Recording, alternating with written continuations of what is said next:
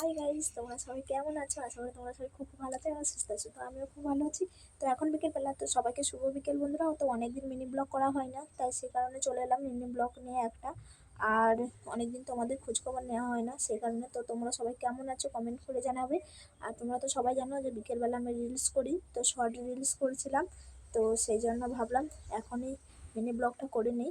তো তোমরা সবাই কেমন আছো নিশ্চয়ই জানাবে।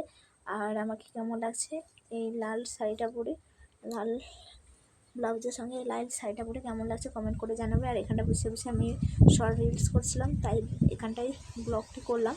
শর্ট রিলস মিনি ব্লগটি এখানটাই করলাম। তো কেমন লাগছে নিশ্চয়ই কমেন্ট করে জানাবে।